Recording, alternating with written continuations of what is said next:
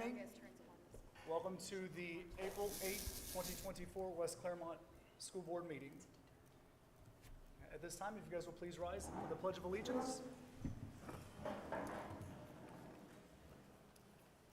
pledge allegiance to the flag of the United States of America and to the republic for which it stands, one nation, under God, indivisible, with liberty and justice for all.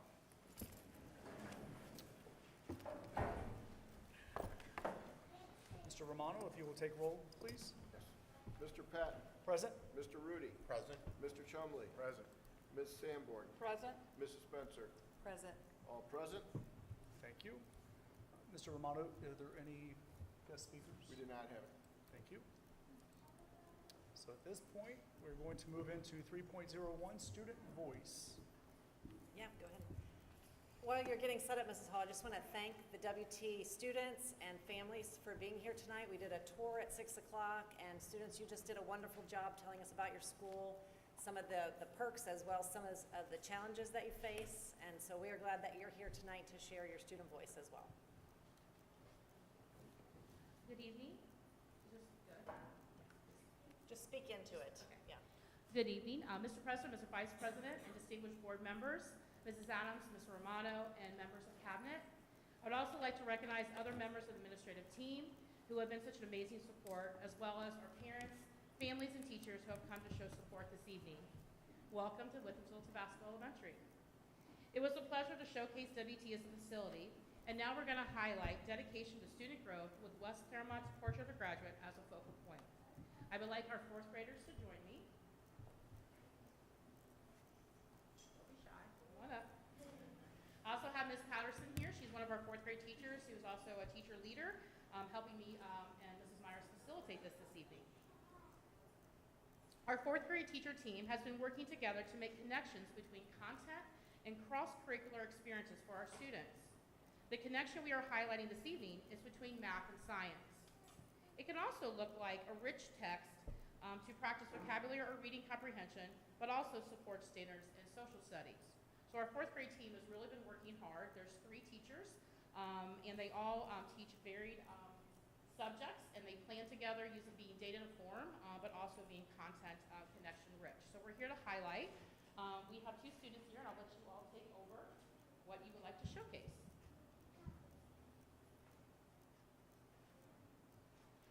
Hello, my name is Stella, and I'm in the 4th grade. Hi, my name is Sam, and I am in 4th grade too. And we call our circuits Math is Electric. Well, you see, we take this circuit board, and we take a battery, and when you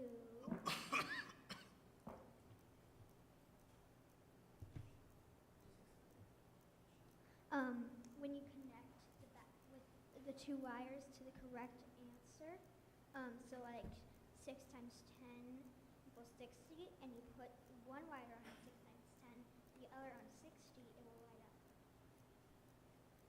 May they approach you also, they can show you the demonstration. Yeah. All right. Just watch the course. Go ahead.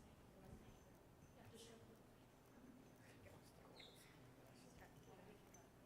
Just be careful, guys. We'll let you see if you can know your multiplication facts.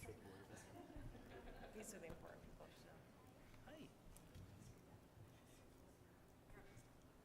You can come down. If you put We don't buy. one wire on 8 times 5, you have to match it to the correct answer, which is 40, and then it will light up. If you put on the incorrect answer, it will not light up. Oh, wow, that's neat. So we have to Would you match like to it. try? So you match them up and then the light Test your comes on, skills. What happens if you don't match it? but then it won't light up. That's a teaching moment. There. Oh, there we go. Okay. And then inside is 10 Can I go your wrong? Wait, is it the Why green about go on 10? here? What's that? It doesn't really matter. It's nice to be that low. That's the right answer, Conduct. isn't it? Yeah. Okay. And if we didn't have it, Does he keep getting them wrong? There. Awesome. Well done. Good job. sharing. It was very nice. Thank you, guys. Thank you. Thank you very much. That's really cool. All right, our next highlight is some of our fifth grade leaders. Just a little bit of backstory for reference. Over the last 3 to 4 years, WT has really been working hard on vertically aligning our practices around writing. This has evolved over time with building stamina, using resources provided by our teaching and learning, furthermore, reviewing data points and student writing samples for growth. If you were on our tour, you might have noticed that we were wallpapered in writing, and we are very excited about the growth of K-5 on that stamina and how they're becoming writers. We want to reinforce that reading and writing are important and valued. They are also imperative to our Portrait of a Graduate competencies in all areas. For tonight's focus, our fifth graders will be highlighting 2 strategies that they have learned and showcase their growth. Many of them have been on this journey with us over the years, so it's been quite nice to see some of their writing grow. And let me turn it over to our students. My name is Shayla Paulin, and I'm in 5th grade. This year we have used several strategies to grow as writers. 2 of the strategies are CBMs and outlines from the writing revolution. Hello, I'm Ernesto. One strategy that are called CVMs for writing are a tool we use to grow our writing stamina. We set out a goal for how many words we hope to write. We adjust our goals for the next time based off our scores. One example is relating a prompt to our own life, like if you ever go into an amusement park. My name is Nora. I'm going to explain the process we use for CBMs. First, Ms. Raper puts a prompt on the board. After reviewing the prompt, we get one minute of think time. Once the timer goes off, we get 3 minutes to write as many words as we can about the prompt. Hi, my name is Charlotte Cheney, and after the 3-minute timer goes off, we put our pencils down and count all the total words. We write down our scores and compare our scores to the goals we set for ourselves. This helps us determine our goals for the next time. My name is Bentley, and another strategy we have built on this year is the single paragraph outline and the multi-paragraph outline. These templates help set up our writing rough drafts.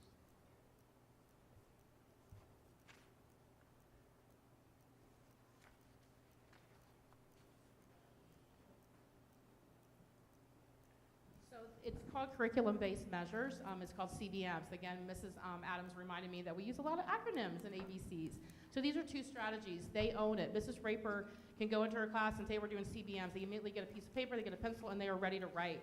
I have actually been in there personally, and they don't want that 3 minutes to stop because we built so much stamina and so much think time that they want to keep writing, and they're sharing that. They look at their portfolios from the beginning of the year to the growth, and I have goosebumps because they're like, wow, look at my growth, and they're also goal setting along the way, and we're showing that impact. So some of them have some writing to share with you, and may they approach just to kind of just give you an idea of where they've been. They're proud of it. They would like to showcase it this evening. So if you have your writing, just go up and going up. They're okay. Just go right up here. Just watch the chords. They would just like to show you your writing on what they have learned to do that. This is my opinion essay. The title is Should You Tell Us? You show us. You show me. I believe that you should because I used to Oreo This is all you. for my opinion was an epic collaboration and arguing and Well, you're right. That's impressive. So this Oreo help you organize your thoughts? Yeah. That's great. Oh, typing, that's okay. Everybody types now. Nobody does anything.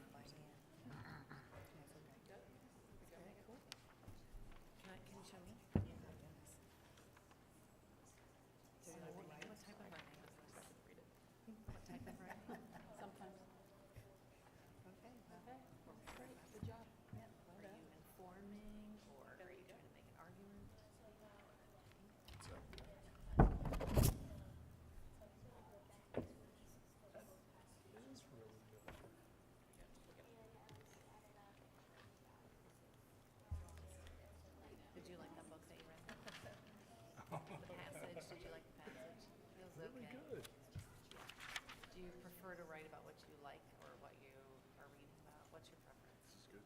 What's your favorite thing to write about? These kids write better than I do. You like to, yeah.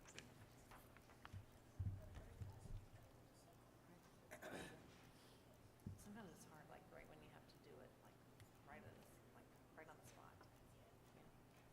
There's a lot of sentences here. It's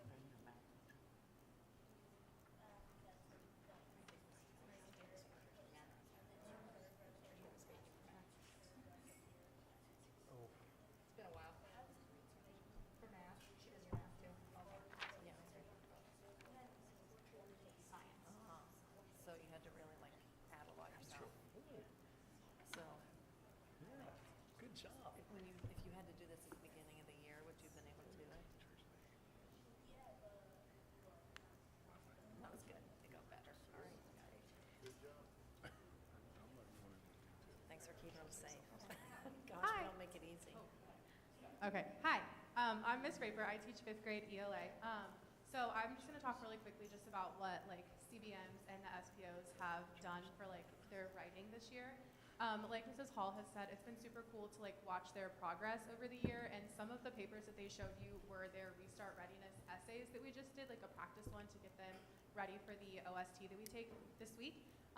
And they use the strategies that we've been working on all year, like with these essays, and they were like shocked themselves to see like the growth that like I've seen all year and like to see what they're capable of. So it was really cool to have those like light bulb moments where they were like, oh my gosh, like I got an 8 out of 10 on my writing, and I was like, heck yeah, you did. Like you guys are capable of it. So they're amazing, and yeah, I'm so proud of all of them. Thank you. Can I just give our students a round of applause? Because it takes a lot to approach that. So proud of you. Thank you for the opportunity to highlight our school and students. It is a joy and privilege to host this evening, and as principal, I am so proud of our teachers, staff, and communities, and I do believe that WT is on the rise. So thank you for your time this evening. Thank you. Mrs. Draper? Mrs. Draper, is that your daughter? This is my daughter. Your mini-me. Oh.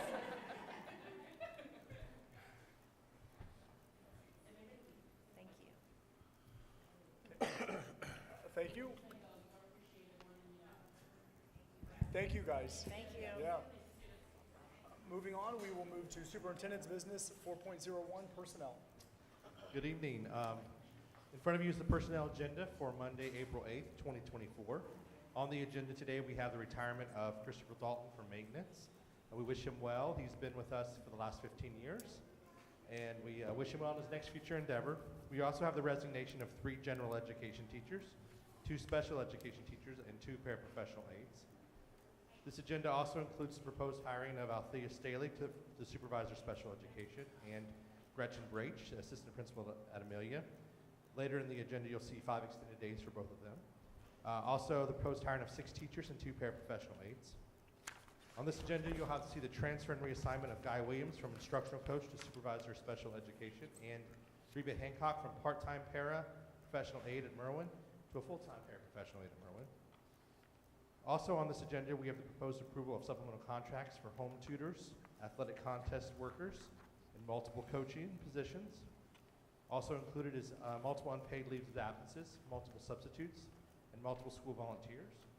And you'll also see on this agenda the request to change approved FTEs by reducing 1 music FTE at West Clermont Middle School and adding 1 Spanish FTE at West Clermont Middle School. I respectfully request that you approve the personnel agenda as presented. Okay. Thank you. You have heard the recommendation. Would someone like to make a motion, please? So moved. Thank you, Mr. Rudy. Is there a second? Second. Thank you, Mr. Chumley. Is there any discussion? I'd just like to congratulate Chris Dalton on his retirement. Good man. It's going to be a loss for the district. Is there anything else? Okay. Ms. Romano, roll call, please. Mr. Rudy? Yes. Mr. Chumley? Yes. Ms. Sanborn? Yes. Mrs. Spencer? Yes. Mr. Patton? Yes. 5 yes. Thank you. Thank you. Next up is 4.02, West Clermont High School overnight field trip request. Good evening from way over here. So tonight, West Clermont High School is requesting approval for an overnight field trip.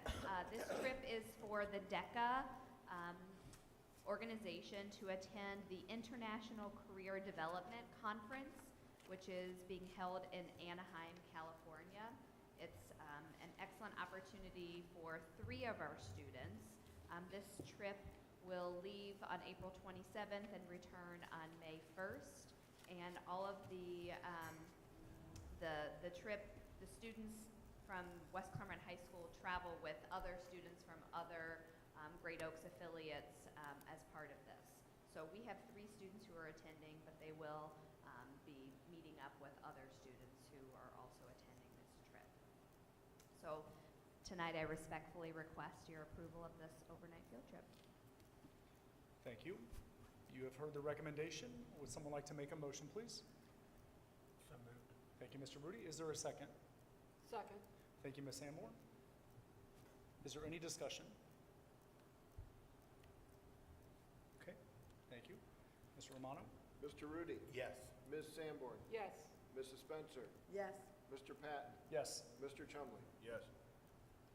5 yes. Okay, thank you. Next up, it looks like the impact team, 4.03.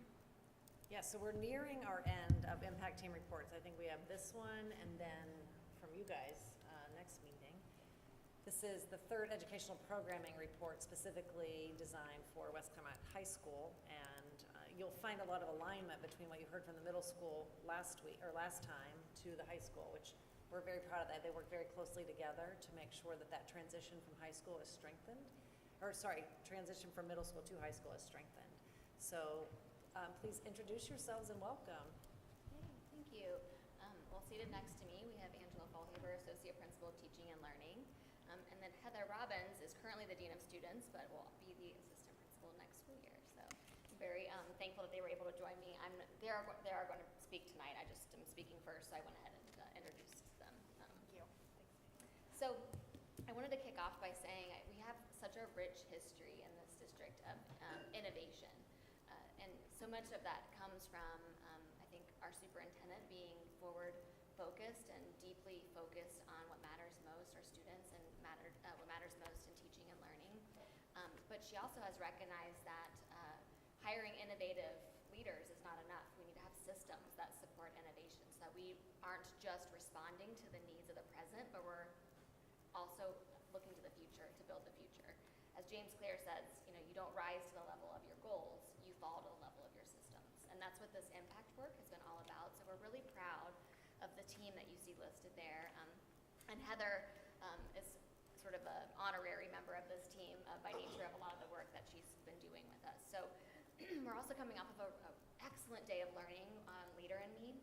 And in Leader in Me, we've been focused on academics, leadership, and culture. And I think you're going to see throughout this presentation how all 3 of those things support building future skills that our students need to bolster the workforce, but also help them live out their unique futures and the lives that they desire.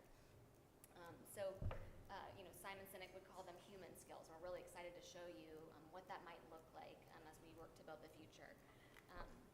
A student said a couple years ago when Superintendent Adams and I were doing some conversations with students, they so aptly put things, I think, sometimes that we overcomplicate, but the student said, we've got the academic part of school down, we need to work on the human part. And I think you're going to see tonight us talk a lot about transferable skills, going deeper with student learning. And when we say, this is this vision that you keep seeing, that we want a student-centered, modern approach to deeper learning in every classroom, what we mean are skills where students can take what they know and apply them in different contexts. They can transfer their skills to different settings, to different learning opportunities. It's not just about something that I've memorized or that I apply on a test in this one moment in time.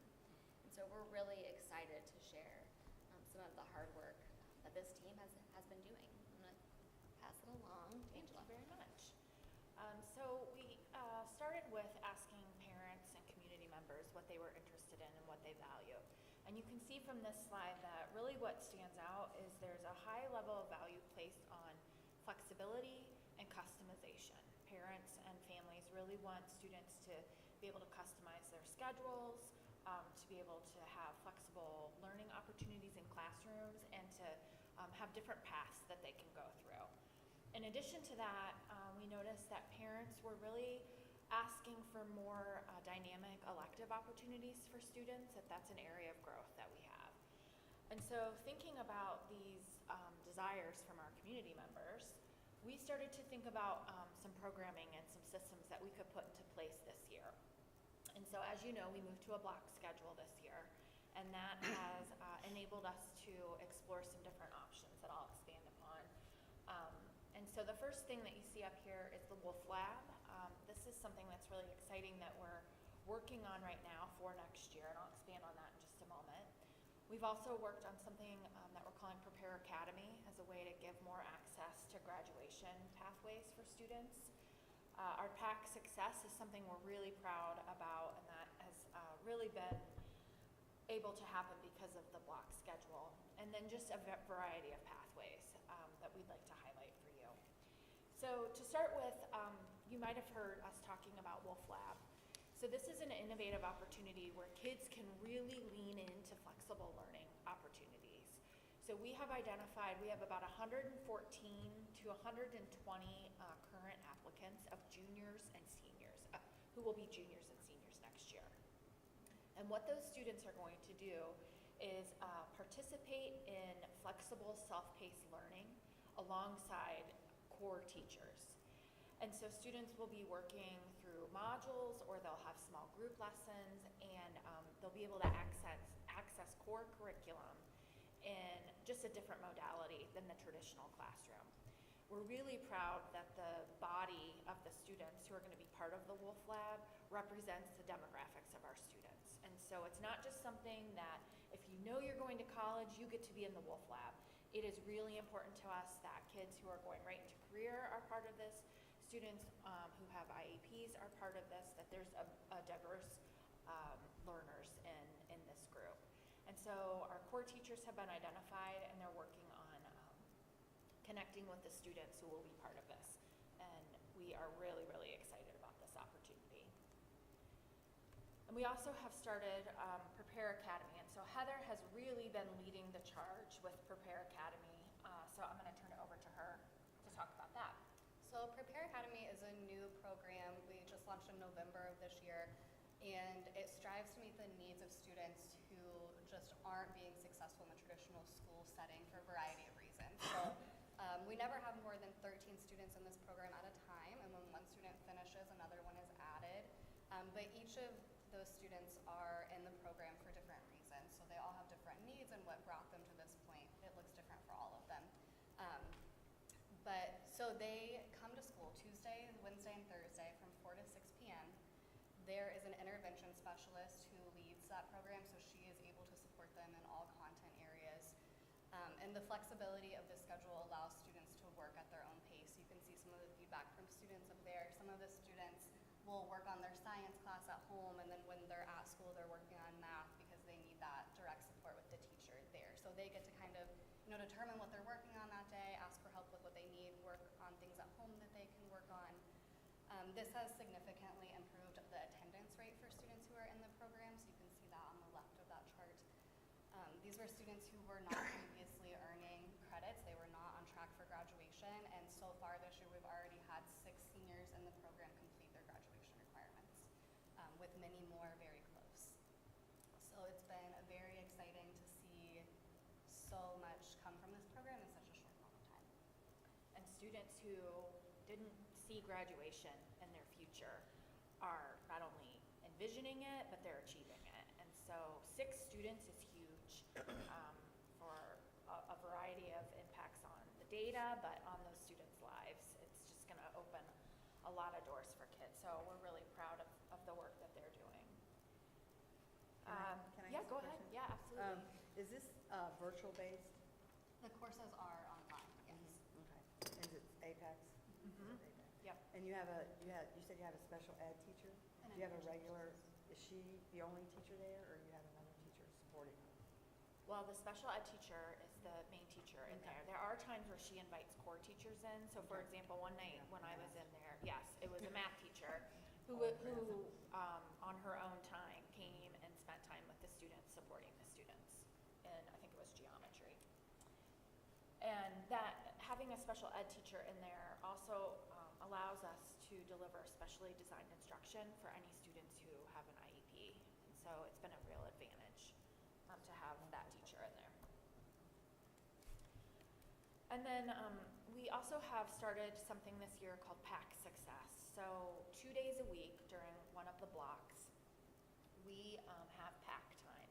And so this might be something that you would know as a homeroom or advisory period. And we've had PAC in a lot of different iterations over the years.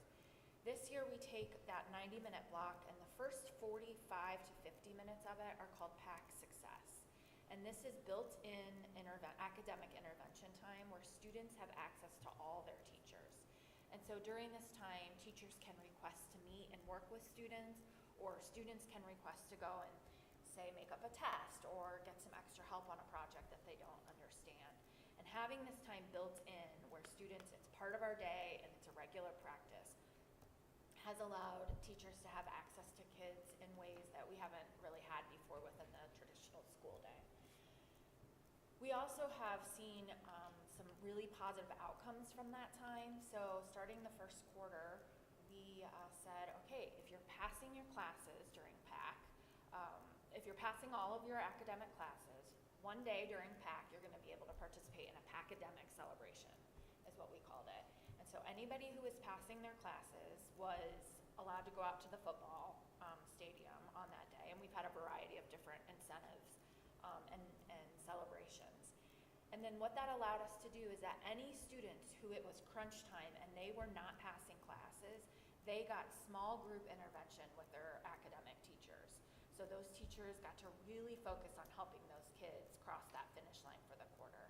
And so you can see just in our first quarter, before that celebration and that incentive, 14% of our students were not passing classes. And then after the academic celebration, that number went significantly down. And so what that means for us is that more students are accessing their credits, they're on track to graduate, and there are fewer students who are going to have to repeat classes. And so it's been a real positive outcome. And you can see on the other slides for other quarters what that decrease was. Oh, let me move it. You can't see my screen. And you can see the shrinkage of the red pie chart in each area. And this was the third quarter. And then we're also continuing to expand the pathways that students have access to. So for example, Christy really spearheaded the work of developing an early IT program. And what that allows students to do is to complete a freshman year of college while they're still in high school. And they have automatic acceptance into the University of Cincinnati with enough credits to be a freshman. And we just know that the IT field continues to grow and there is such a demand. In addition to that, we're also able to partner with Inter-Alliance, and so we have students who are going to be working summer internships and then some internships during the school year too. Our Teacher Academy program continues to flourish, and so we have 63 students who are enrolled in that for 24-25 next school year. And then I'll just talk about CCP entrepreneurship. We're adding an entrepreneurship college credit plus opportunity. So our current students, the ones who are going on the DECA trip, our marketing students, now also have the opportunity to earn college credit with an entrepreneurship class. And then we're really excited about adding aerospace, and Megan's going to talk a little bit about that. You've heard me talk about it before, so I'll try to contain my enthusiasm because I can fly just right out of the seat with my excitement, but look at that number. This is the first year that we'll be offering aerospace, and it is a full program. And I think what excites me about this are so many different possibilities. I mean, one, certainly the future implications for our students who might want to get a drone license by the age of 16 and be hired to fly drones and operate drones. But this program is not just for, if you want to be a pilot of a plane or if you want to fly a drone. There's so many jobs in the aerospace industry. Roughly 50%, if not more, of the jobs in aerospace do not require a college degree. And they are short on mechanics, they're short on air traffic controllers, they are short-staffed on flight attendants. The United States Armed Forces, they're down like 10,000 pilots right now. And there's so many parts of the aerospace industry that are short-staffed. And so this will give our students a real advantage to get more comfortable learning about careers and jobs in STEM-related fields, let alone aerospace itself. And so I think it really gives our students an advantage and a leg up in that profession. And we're really proud that we aren't putting a lot of gates on this program. It's for everyone. It's for anybody who might be interested. And it's accessible to all students. And that is a very high priority for us in many of the programs that you see highlighted tonight. And so you can see from this slide and the other things that we're doing is that we're really responding to the ask of our community. Like, we want more elective opportunities, and we can tell our kids are hungry for it, right? We want kids to have multiple pathways to be able to explore. So we're really proud of the work that we've been doing this year. We also asked parents about how appealing these options are, and there's a lot of overlap. And so we see there's a big demand for career-based learning from our community and our families. Folks really want their kids to have access to STEM programming, and this College Credit Plus opportunity continues to be in high demand. And so we continue to look for ways that we can expand upon that. Parents were also asked about how important it is to them that their students have exposure to a variety of career paths, and it's really important. I'm a parent of high schoolers myself, and I know how important that exploration is at this time when they don't really know what they want to do yet, and so they don't even know what they don't know and what options are out there. And so we're also expanding some of our focused on career-based opportunities. We have some pre-apprenticeships and career-based learning opportunities that are really exciting for students. We started this school year a student help desk that is just growing tremendously. We have expanded CCP offerings, and we've also been leveraging that PAC time to offer some career connect opportunities for teachers or for students. So Heather has really taken the lead on the pre-apprenticeship work, so she's going to speak to that. I'm going to start with career-based learning first. Perfect. So career-based learning is a CBL, a program available to our seniors who are on track with credits. It allows us to award credit for the work that they're doing outside of high school. So we know that all of the learning that they're doing, it doesn't have to be contained within our school walls, right? So many of our students work full-time jobs in addition to being full-time students. So in order to qualify to get credit for the CBL program, students have to be working a minimum of 10 hours per week. I would say the overwhelming majority of our students work significantly more than that. And then we have a group of teachers who are assigned probably about 20 students each, and they verify those pay stubs to make sure they're actually working the hours that they say that they're working. So students have to upload the hours that they're working so that we can see that. And we're just working on continuing to grow this program and helping students reflect on the learning that they're doing in their jobs so that they can grow in like communication and conflict resolution so that we can better support what they're doing outside of the classroom too. So this year we have 122 career-based learning students. The pre-apprenticeship program is also a program that our seniors can be part of. We started it last school year, so this is year 2. There are 4 different components of the pre-apprenticeship program.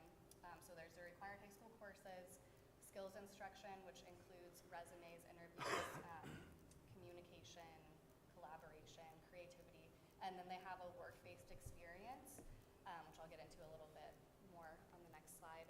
And then they also receive feedback on 14 job readiness skills using the Ohio Means Jobs form.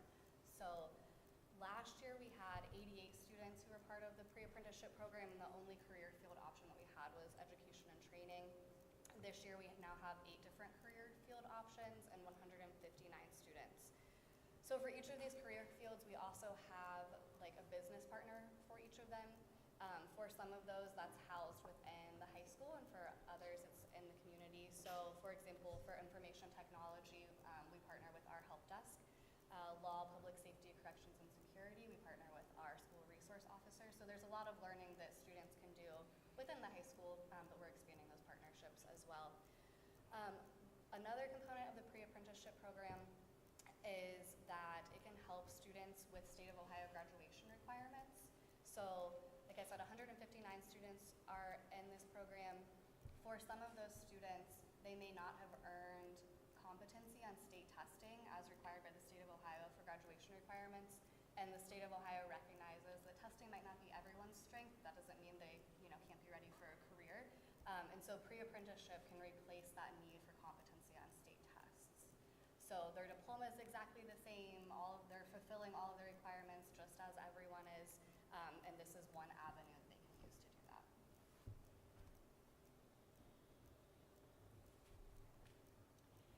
And then, as I mentioned, we also really have prioritized bringing people from the community in to talk about the different careers. And so during that TAC time, we have offered some Career Connect sessions.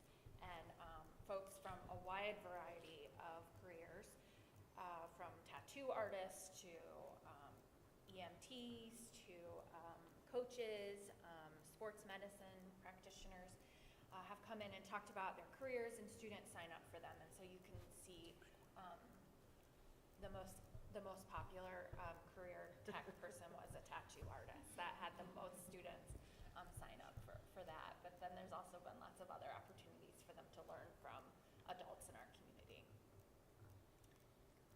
And then our student help desk was started last year, and this was really a vision of Larry Parise and his team.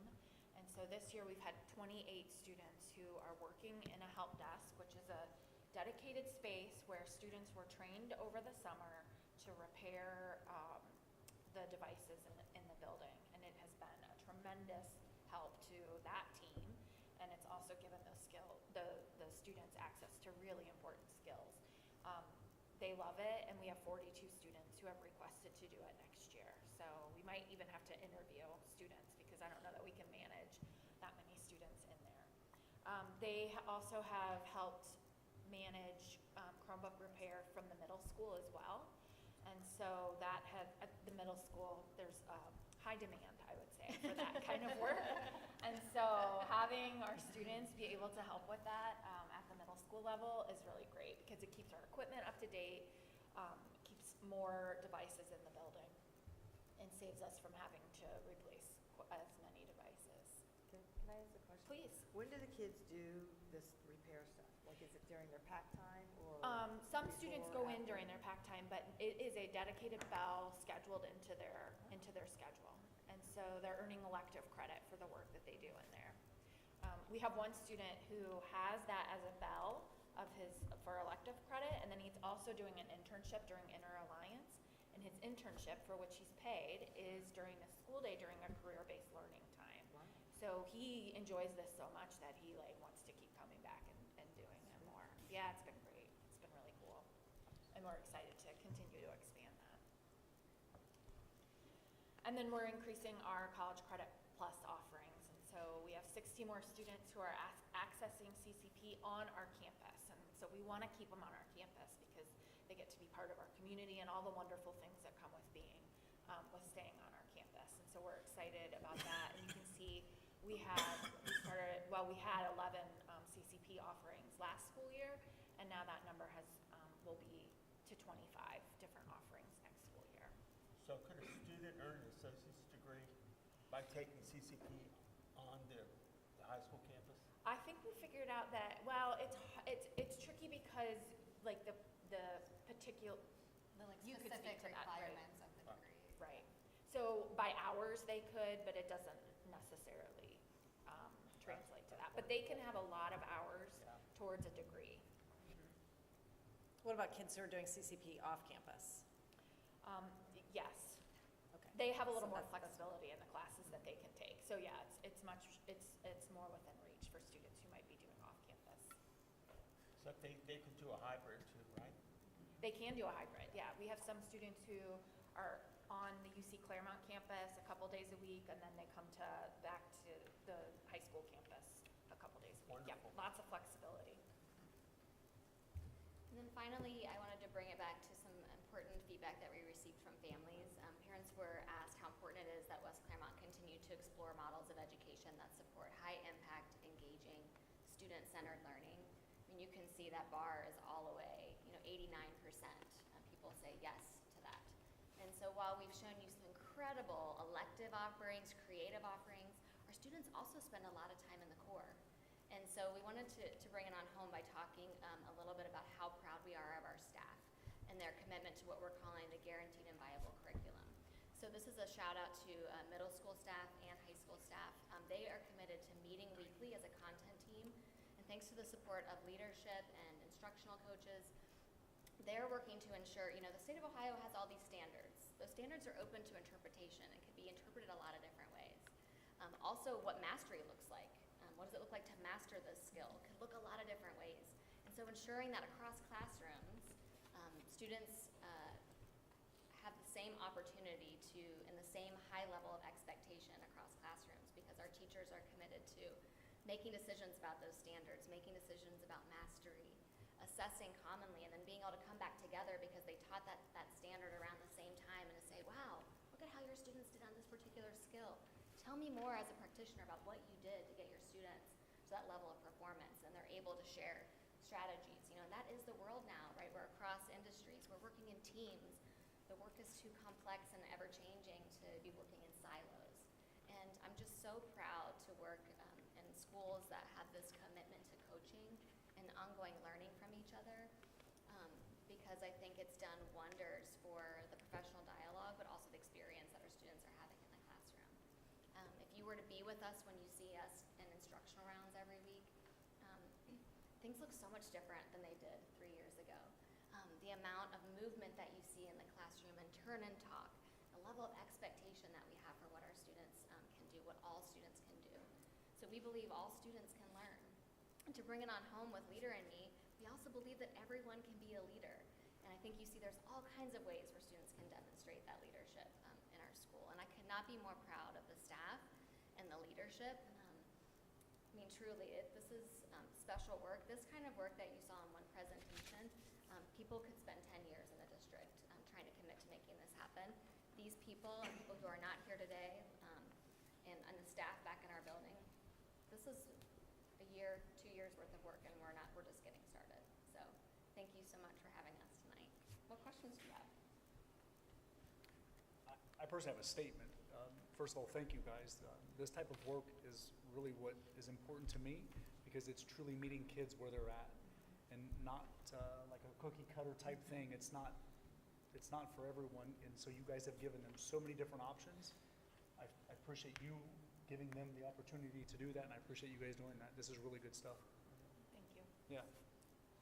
Yeah, I know many of you here work in high schools, and so you've been around the high school environment. You're usually hearing from high schools, it's a 7-period, 8-period, bell-by-bell day that can be very rigid, that is hard to penetrate if you're an outside person trying to figure out, okay, when could I meet with those students? And West Clermont High School has continued just to make it moldable and shapeable year over year. Like, it blows my mind to see the kinds of things in here and that are coming.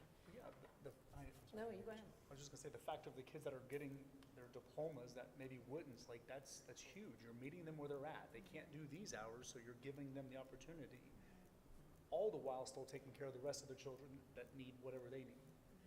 Yeah, it's requiring mindset shifts. It's requiring teachers to wear hats a little differently. They're still the teacher, but that hat they're wearing is really a different role. It's a guide on the side. It's a facilitator. It's a coach. It's a professional developer who works side by side with their colleagues to, strengthen one another, sharpen the saw. It's just incredible. I mean, I'm telling you, like, this does not happen anywhere. For all these things to be ready to launch next year with kids already signed up, communication to parents, it's phenomenal.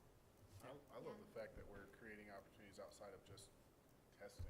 Like, more hands-on approach, like, that's always been my strength too. Testing is just what always killed me, so.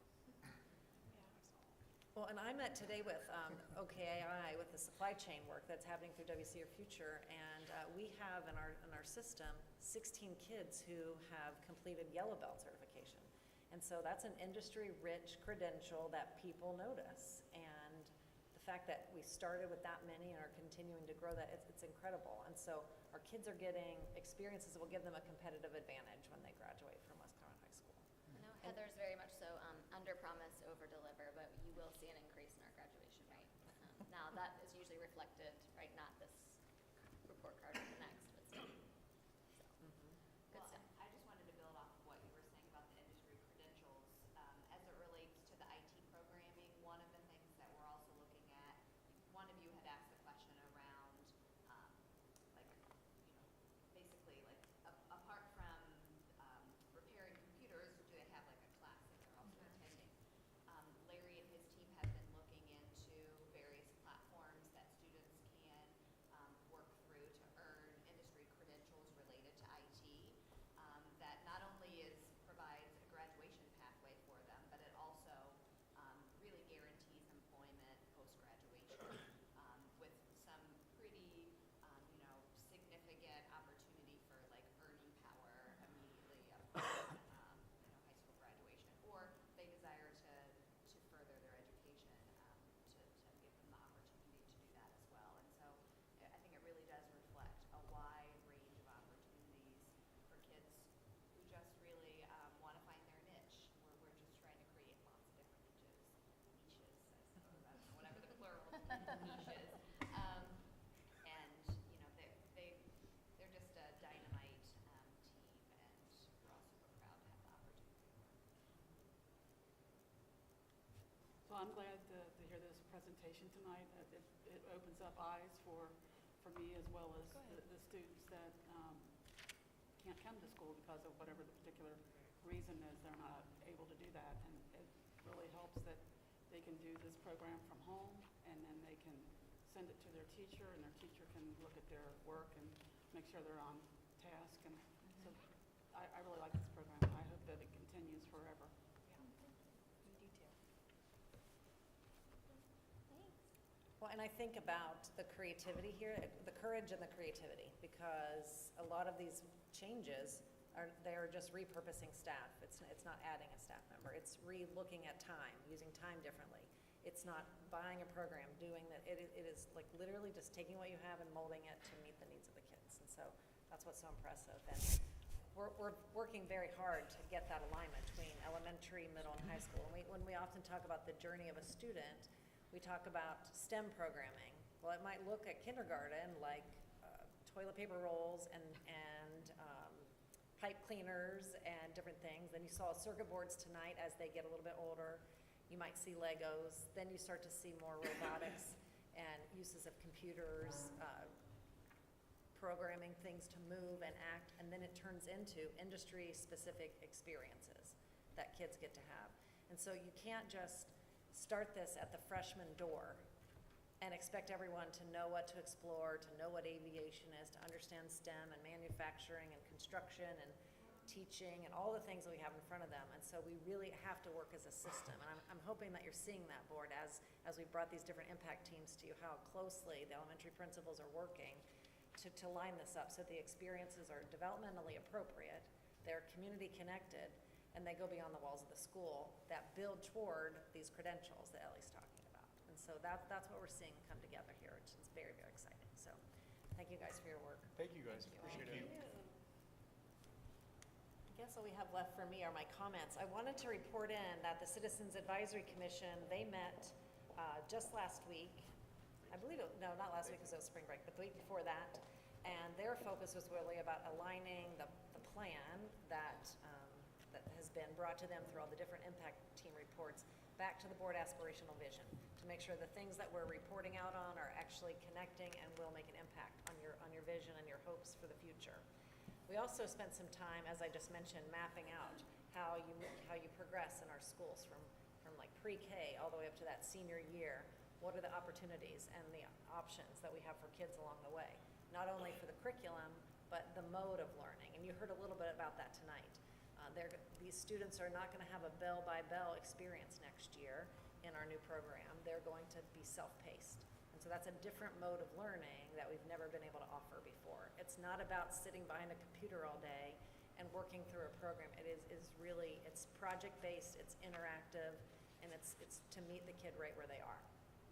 We also had, on March 27th, we had the CAT meeting, and I know, Tina, you were there for that. Yes. This is the facilities meeting, and I think it became very clear to all the people involved how difficult this work is.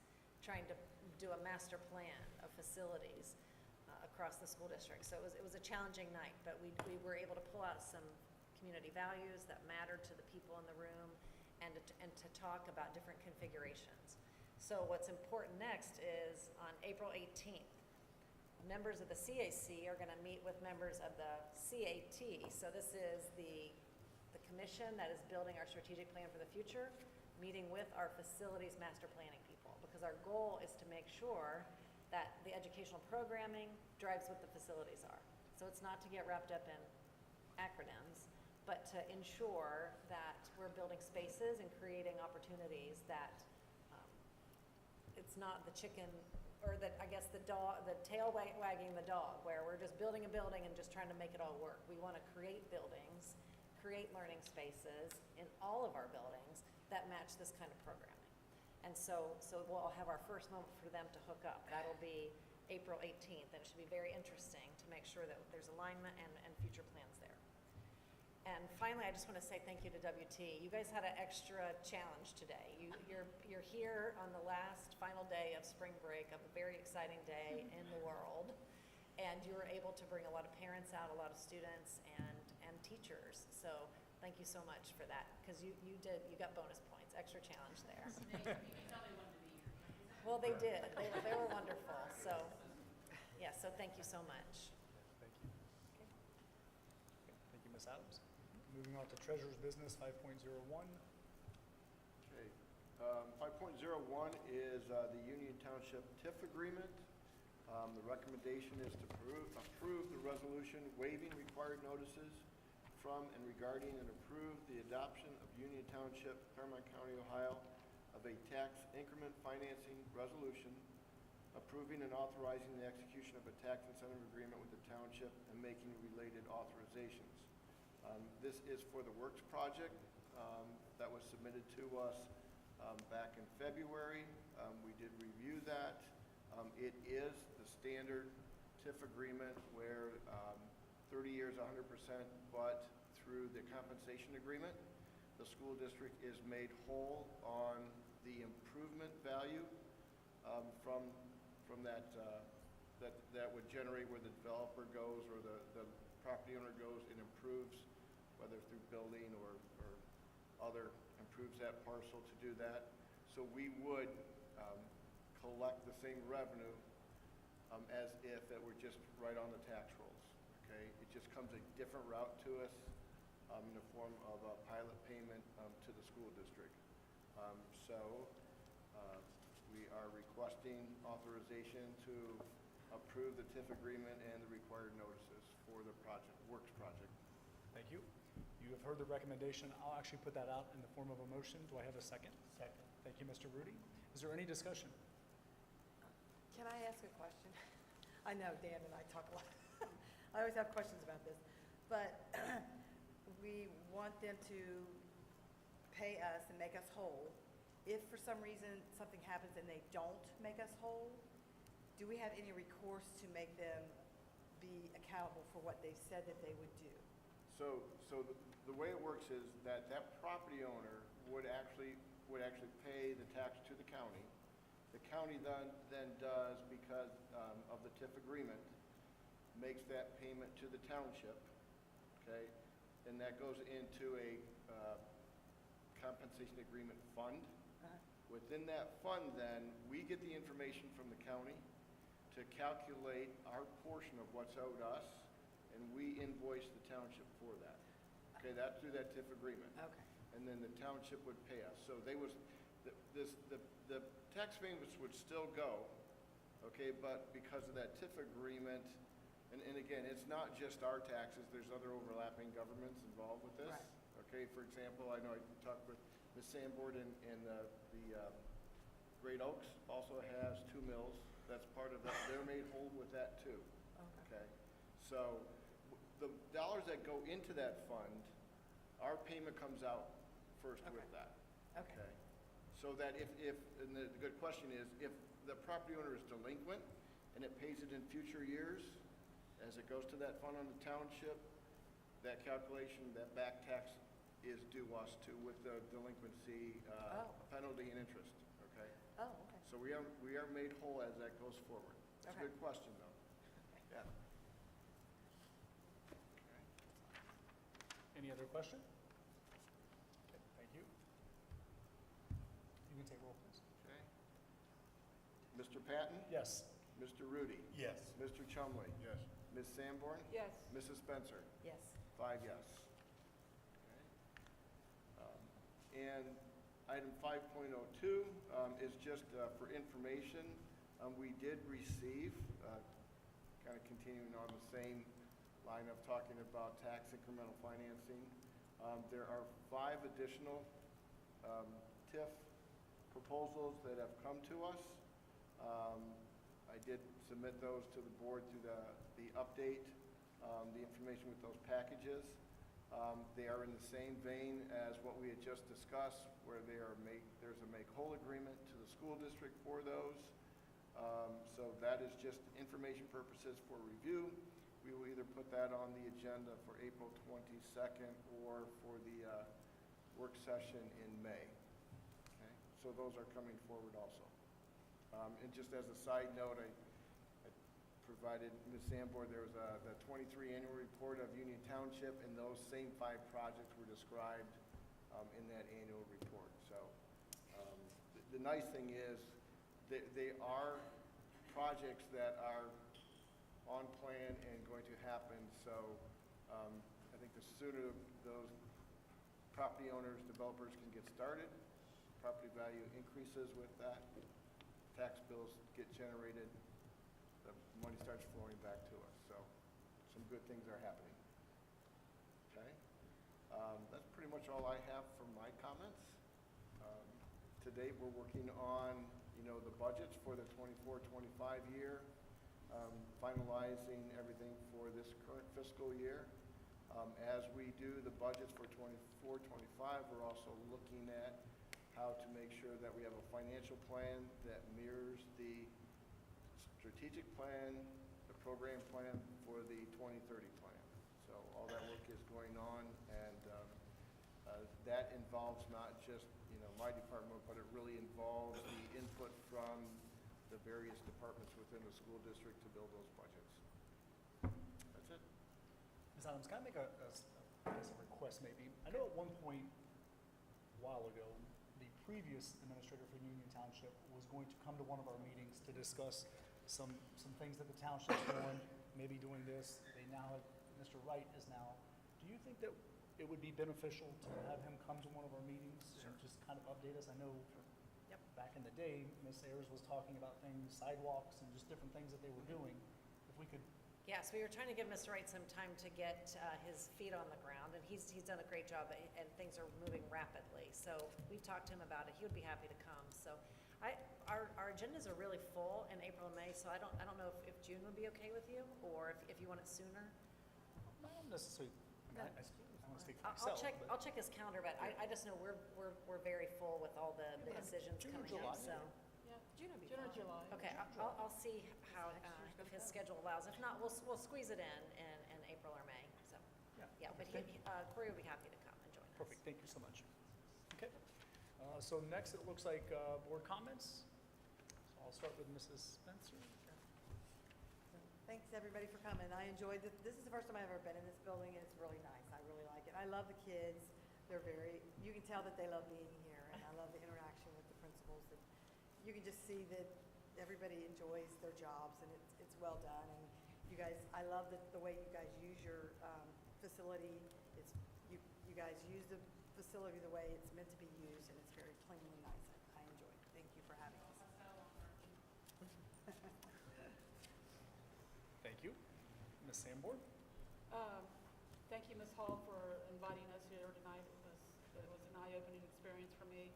Since I hadn't been here since 2010, I got to really see what the building is used for now, and I'm thankful that you use every space that you can, and I know it doesn't always meet all your needs that you have, but you've done a phenomenal job, and I appreciate that. I had an opportunity to go to the Howl at the Moon with Mr. Collins, athletic department for the West Clermont High School. That was a phenomenal evening. We had an enjoyable time. Jim can sell anything, I tell you, Miss Adams, if you need something sold, just call Mr. Collins, he's your person to sell it for you. He's something else. But I had an enjoyable time. I'm hoping that more cabinet team members and maybe DLT members come next year to support the school.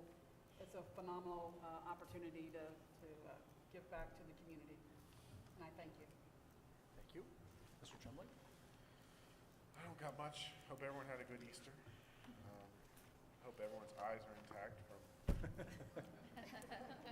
chaos today. Yeah, I'm really thankful for the parents and teachers or children who showed up today. I know I probably couldn't drag my kid out here right now, so I'm glad they showed up and gave us a good show. So, Thank you. Mr. Rudy? Thank you for your hospitality, ladies, and your presentation from the kids. Enjoyed that. And thank you for the high school presentation. It's got my head spinning here as a high school teacher. I think it's wonderful. Thank you for all your hard work. Thank you. I too will kind of piggyback. I've never been in this building before. This is my first time being in this building.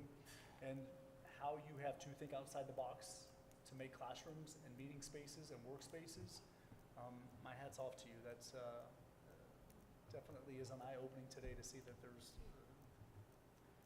you do a good job of making your space work. So I do appreciate that. Your guys' presentation, that was, like I said, it was awesome. I'm a firm believer of meeting kids where they're at, making sure that we meet every learner and get them where they need to be. So I do appreciate that. And again, Ms. Adams, I appreciate your cabinet and what you guys do for us. So with that being said, it does look like there will be a need to go into executive session. Bear with me as I read these things. So moving into executive session for the purpose of considering the appointment, employment, dismissal, discipline, promotion, demotion, or compensation of a public employee, to consider the investigating of charges or complaints against a public employee, officials, licensee, or student, to review negotiation or bargaining sessions with public employees considering their compensation or other terms and conditions of their employment, to consider matters required to be kept confidential by federal law or regulatories or state statutes, and to consider confidential informants related to the marketing plan's specific business strategies, productions, techniques, trade secrets, or personal finance statements of any applicant for the economical development assistance, or to negotiate with other political subdivisions respecting requests for economical development assistance. You got it. that's it. Okay, thank you for bearing with me on that. So with that being said, I will put that form in the form of a motion. Do I have a second? Second. Mr. Chumley? Is there any discussion? Thank you. Roll call, please. Mr. Patton? Yes. Mr. Chumley? Yes. Ms. Sanborn? Yes. Mrs. Spencer? Yes. Mr. Rudy? Yes. 5 yes. And it is my understanding that there will not be a need for a vote, so we will not be coming back out to vote on anything. Right. Except to adjourn. We'll adjourn. To adjourn, yes. Yeah. Thank you again, guys, for attending. Our next meeting, April Oh, 22nd. I even wrote it It'll be at the down. high school. It'll be our last tour of the year. Boo. You said boo. I said, Not Civic Center. oh, did I say it wrong? I wrote the Civic Center, Hold but on, I is it could be May wrong. 6th? Hold on, let me double check. I don't have Randy here to correct me. Maybe it's at the Civic Center and then our May 6th is the last Hold on, tour. let me see, May 6th. May 6th, I have at the high school. Okay, I was so confident. May 6th is the high school, so April 22nd, we're back at Union Township. May 6th will be our final Okay. tour. I apologize. No, you're okay. I thought I had it right in my head. Thank you, guys. So